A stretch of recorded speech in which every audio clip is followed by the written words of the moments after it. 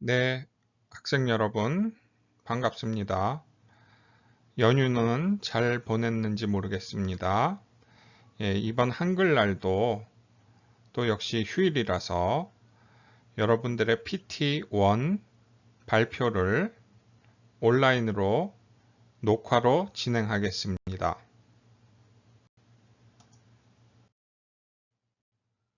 네, 오늘은 10월 9일 6회차 한글날 PT1 발표에 대한 리뷰입니다.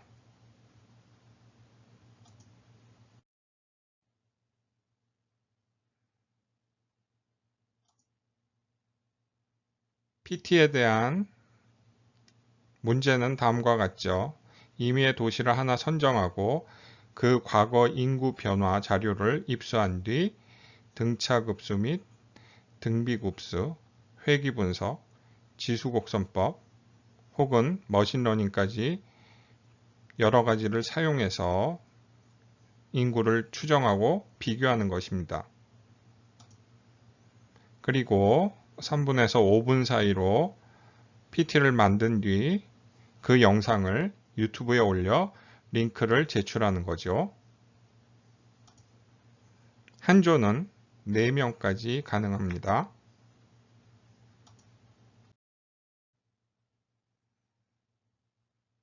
네, 총 9개 조는 다음과 같이 구성되어 있고 그러면 한 조 한 조씩 PT 발표 내용을 리뷰하도록 하겠습니다. 우선 1조 발표를 보겠습니다. 리야드, 사우디아라비아의 수도 리야드의 인구 변화 예측입니다. 이 조는 단순한 인구 변화만 예측한 게 아니고 리야드라는 도시를 왜 선택했는지에 대해서 또 잘 설명을 했고요. 뭐 여러 가지 시사점들을 잘 얘기를 해줬는데요. ANN도 같이 썼는데 ANN의 경우에 만약에 정확히 비교를 하려면 독립변수를 다른 걸 쓰지 말고 연도를 써야지 보다 공정한 비교가 되지 않을까 뭐 하는 생각을 하고요. 그리고 AN을 썼다고 꼭 더 좋은 결과를 내지는 않았거든요. 여기서 얘기할 수 있는 게 미래는 정말 미래고 여러분들이 꼭 모형이 복잡하다고 또 꼭 더 좋은 결과를 내는 거 아니에요. 그러니까 사실은 단순하면서 간단하면서도 더 좋으면 그게 진짜 좋은 거예요.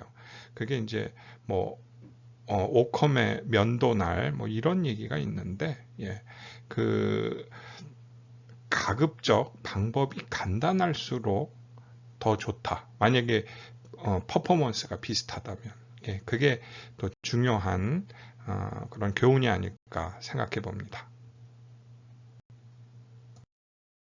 네, 다음으로 박서현, 방혜원조는 엑셀을 이용해서 부산 인구를 추정했습니다. 네, 부산은 우리나라 제2의 도시이고 개인적으로 알기엔 옛날에 이제 뭐 신발 공장 같은 것도 상당히 유명했고 또 지금도 을숙도 서쪽에 가면 공장지대가 있거든요. 그런데 이렇게 산업이 제조업이 가장 열악한 도시라는 얘기를 듣게 돼가지고 그냥 평소에 그 선입견하고 조금 차이가 있었는데 아무튼 그런 얘기할 때 이제 어떤 출처를 장표에다가 이렇게 좀 적어주면 좋겠어요. 그래야지 여기서 이런 식으로 주장을 하는구나 그걸 알게 될 것 같은데요. 아무튼 한때는 상당히 신발 공장 등 공장이 많았는데 뭐 그리고 의류 공장도 있고 아직도 뭐 의류 공장이 좀 남아 있는 데도 있고요. 그래도 어쨌든 이 상전 벽해 뭐 뽕나무 밭이 바다로 변한다는 뭐 그런 얘기를 좀 떠올리게 만듭니다. 또 한 가지는 부산이 지금 2030년 엑스포 를 유치하려고 노력하는 거 여러분들 알고 있는지 모르겠네요. 뭐 대통령이야 많은 기관에서 노력을 하고 있는데 그래갖고 이제 부산역 인근에 바로 부산역에서 걸어갈 수 있는 거리에 북항이 있거든요. 거기를 지금 개발하려고 노력을 많이 하고 있습니다. 그쪽이 이제 엑스포 장소인 것 같아요. 그래서 이제 그런 노력도 또 하고 있는 부산이고요.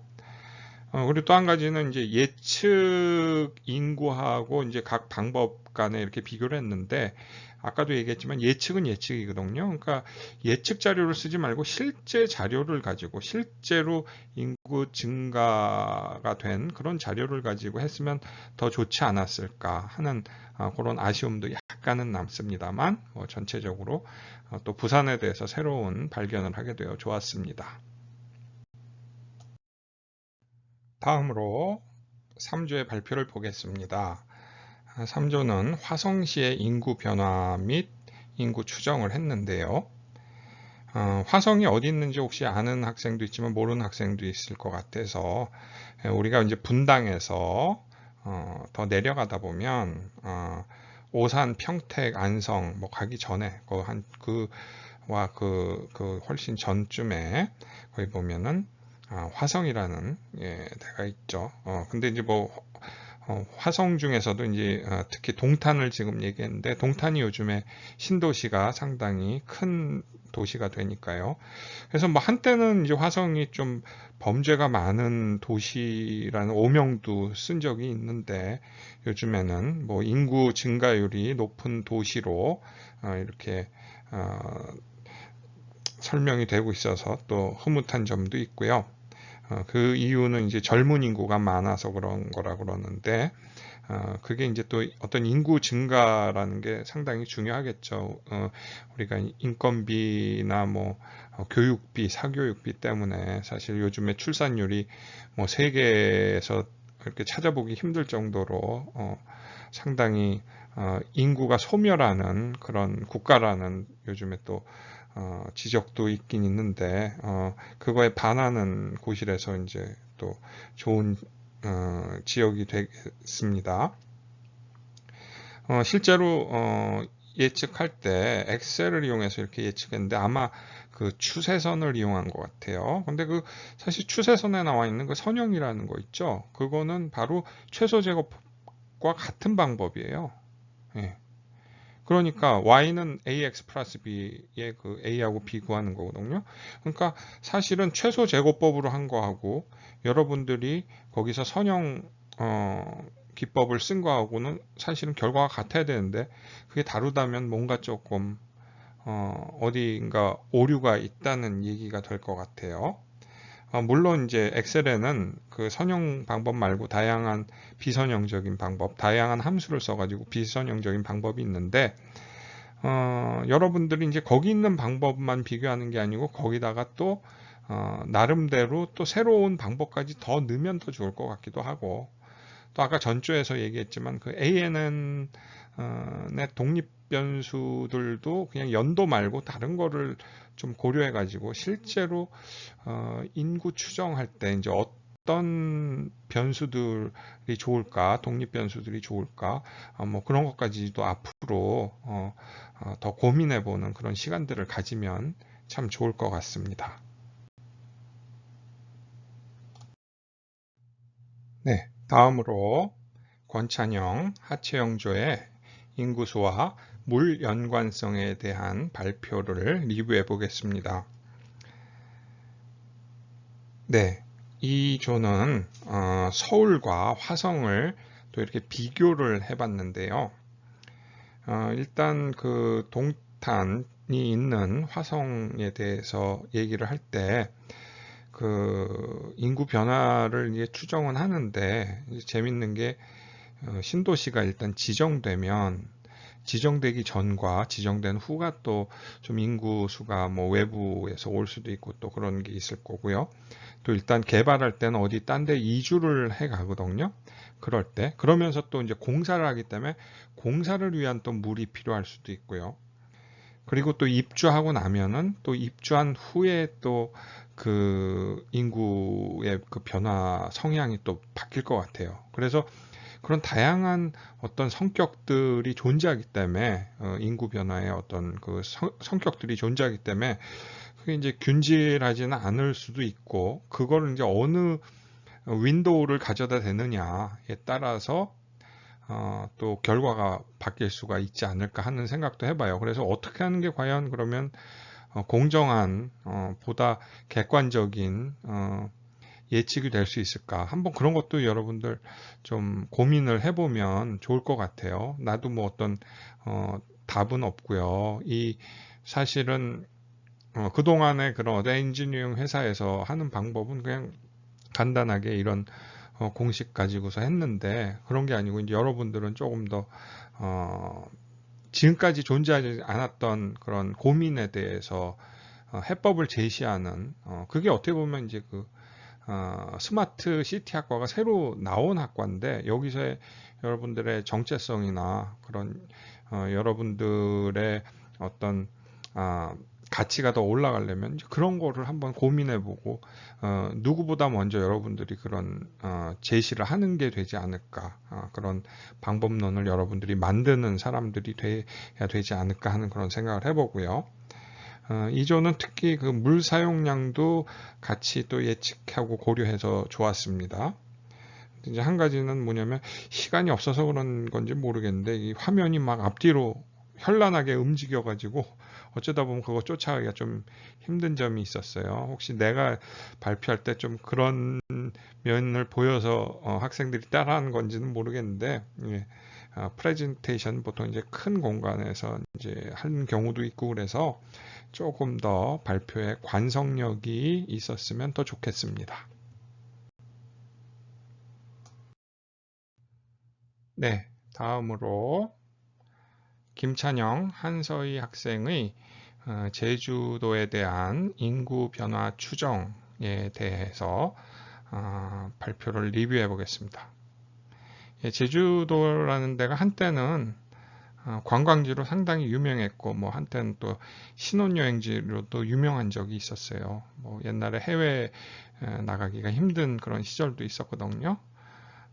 그런데 뭐 요즘에는 뭐 물가도 또 좀 많이 올라가고 그래서 뭐 그 가격이면 그냥 해외로 나가겠다는 사람들도 많아지고 그래서 뭐 예전보다는 조금 선호도가 줄어드는 것도 있고요.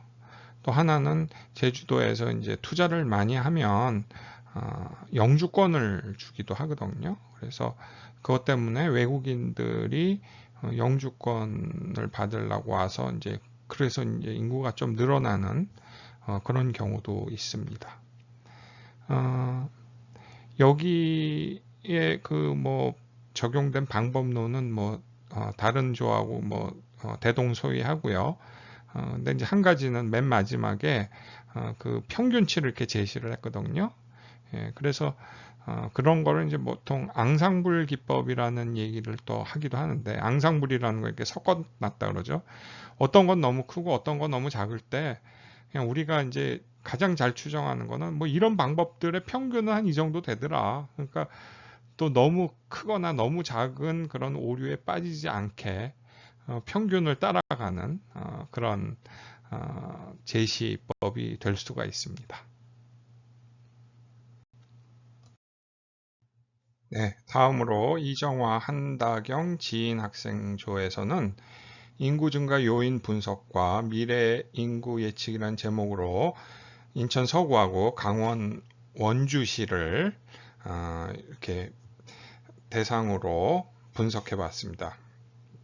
인천 서구는 검단, 청라 이런 신도시들이 있죠.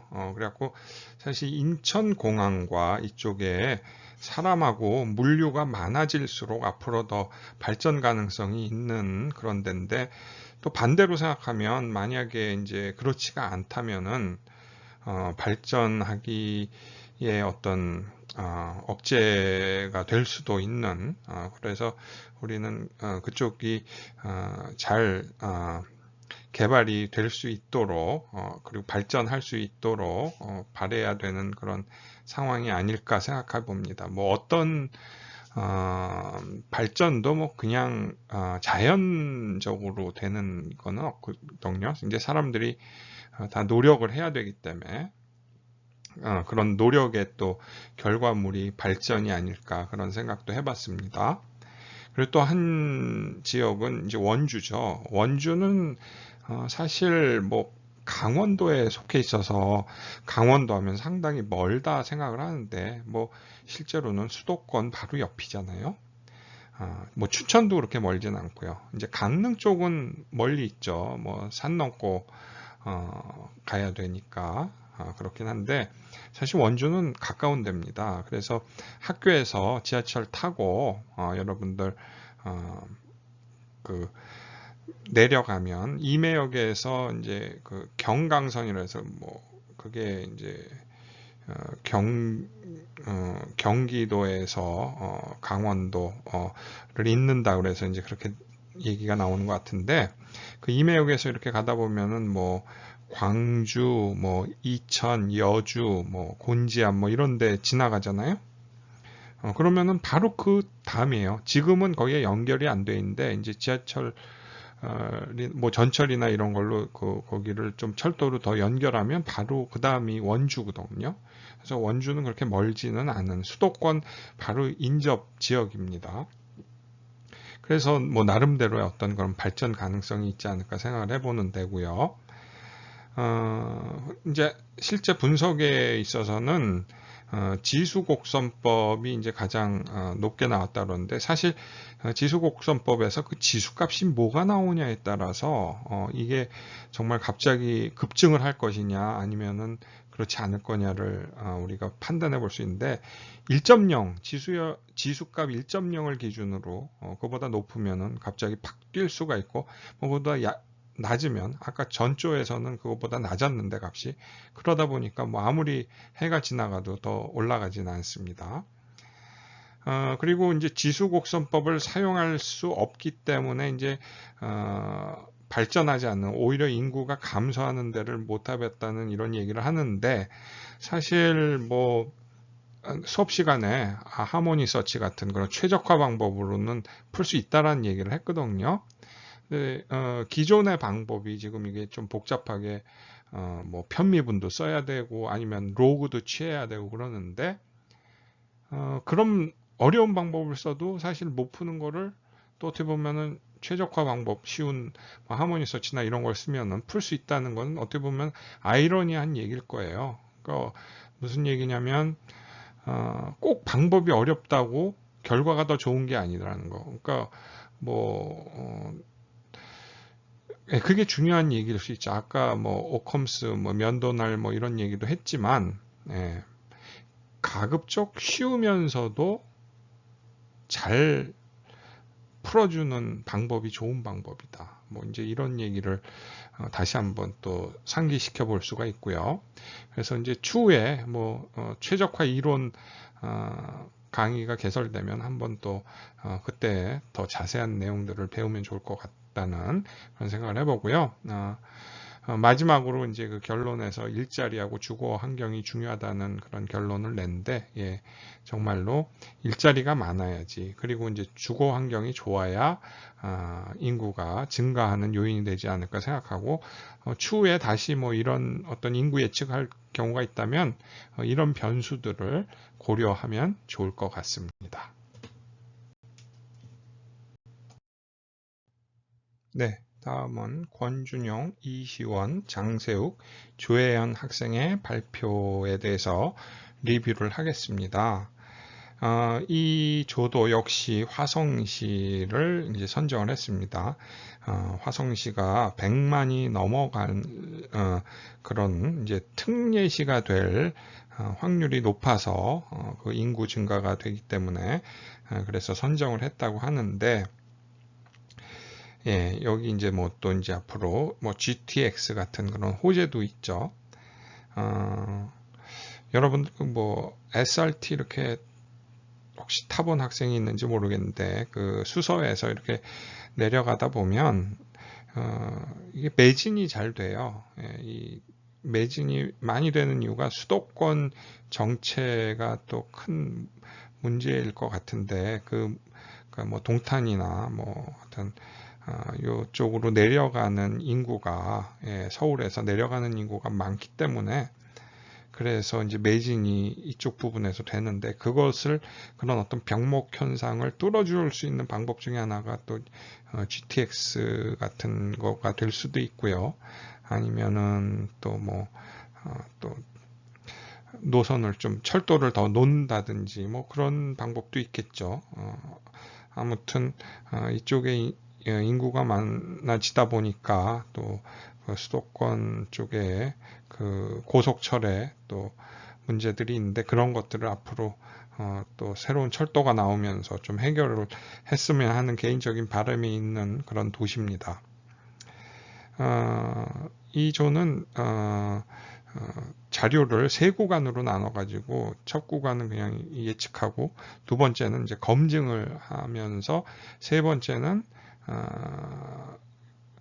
실제 새로운 데다가 적용하는, 예측하는, 이렇게 세 구간으로 나눠서 더 좋았던 것 같아요. 예, 그런 거를 뭐 이제 보통 자료를 뭐 트레이닝하고 밸리데이션하고 테스팅하는 뭐 그렇게 나누는 경우들이 있는데, 그거하고 이제 비슷한 그런 방법론이거든요. 그래서 두 구간 말고 세 구간으로 나눈 게 조금 더 좋았다고 생각하고요. 그리고 또 한 가지 볼 거는 지수값이 1보다 작아지다 보니까, 이제 아까도 얘기했지만 지수 곡선법에서는 이제 1보다 크면은 이제 인구가 급증되는 그런 형태를 띠는데, 1보다 작으니까 그 증가율이 많이 줄어들어서 오히려 다른 방법보다도 더 적어지는 그런 경우들을 보게 됩니다.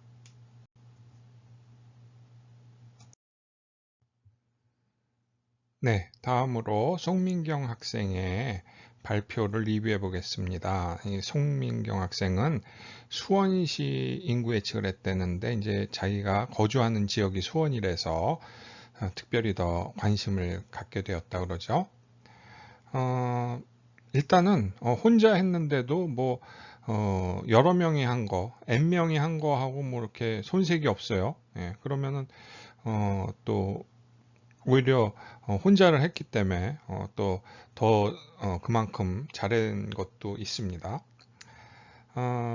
이 수원이라는 도시를 좀 생각해 보면, 여기가 이제 경기도의 도청 소재지죠. 예, 도청 소재지이기 때문에 또 뭐 그런 어떤 중요성이 있는 도시고, 또 아까 많은 학생들이 화성에 대해서 했는데, 화성에서 인근에 있는 또 큰 도시이기도 합니다. 화성하고 인근에 있는 큰 도시이기 때문에 또 그런 의미도 있는 데인데요.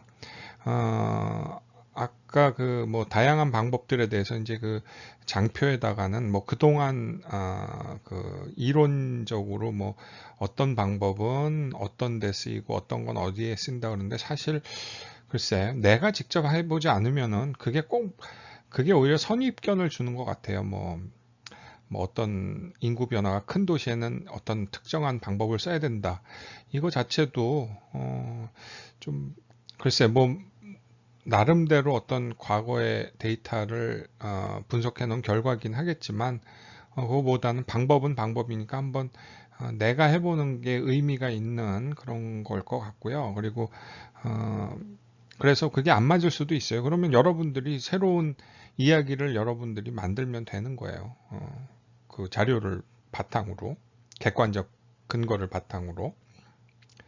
근데 이제 챗 GPT에다 물어보니까 시계열이 좋다고 뭐 이런 얘기를 했다 그러는데, 뭐 꼭 시계열 방법일 수도 있겠지만, 이런 생각을 해보면 좋을 것 같아요. 지금 수원시 같은 경우에 그 인구 증가가 이렇게 꾸준히 있는 게 아니고 또 떨어졌다 올라갔다 뭐 좀 그 모양이 이렇게 어떤 경향성을 보기가 조금 힘들기도 하잖아요. 그래서 이런 때는 그 뭐 시계열 방법일 수도 있겠지만, 기본 아이디어는 이런 거죠. 그 과거의 변화하는 추세를 고려해 주지만 가까이 있었던 변화를 더 많이 고려해 주자. 거기다가 더 가중평균을 많이 주자. 이런 아이디어를 낼 수가 있거든요. 아이디어는 냈으니까 여러분들이 그걸 어떻게 구현하는지 또 여러분들의 나름대로 해석해서 한번 해보면 좋을 것 같아요. 모든 그 전체 구간에 대해서 동일한 가중평균을 주지 말고 가까이 있는 거에서 더 많이 가중치를 줘서 트렌드를 반영해 보자. 뭐 이런 거 한번 생각해 보면 좋을 것 같습니다. 네, 마지막으로 박기태 학생의 발표는 원주시입니다. 여기도 역시 마찬가지로. 근데 아까 앞서 발표했을 때 수도권에서 지리적으로 가깝다는 얘기를 했었는데 이 발표에서는 실제 그 지도 같은 거를 이렇게 보면서 우리가 정말로 가깝다는 그런 거를 볼 수가 있었죠.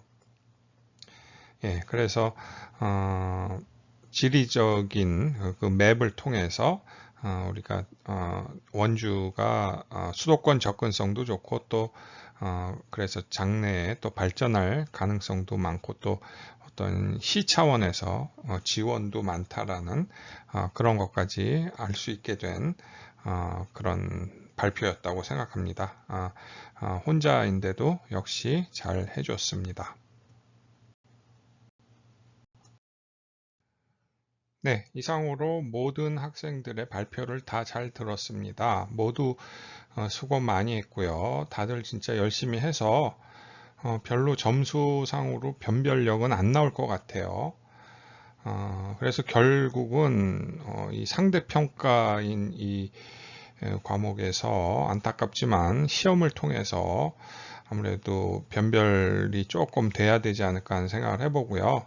근데 뭐 보다 중요한 거는 성적 자체보다도 여러분들이 이런 기회를 통해서 발표 능력도 향상시키고 또 전공과 관련된 그런 방법론을 실제로 적용해보는 그런 경험이 더 중요하다고 좀 생각을 했으면 좋겠어요. 그리고 뭐 여기서 끝내지 말고 이것을 더 아이디어를 발전시키고 그리고 내가 항상 얘기하지만 언제든지 뭔가 이런 거를 또 발표를 해볼 장들이 있으니까 공식적으로 어떤 학술 발표 같은 데다가 발표를 할 수 있으니까 그런 거 해보고 싶은 학생은 얘기를 하면 여건이 가능한 상황에서 한번 지원을 해주도록 노력을 해보겠습니다. 그리고 혹시 만약에 여러분들이 설명한 걸 내가 좀 다르게 이해했다, 뭐 그런 거 있다면 또 알려줘도 좋을 것 같아요. 네, 아무튼 모든 학생들 다 열심히 잘 참여해서 발표를 했고, 그럼 다음 주에 강의실에서 만나겠습니다.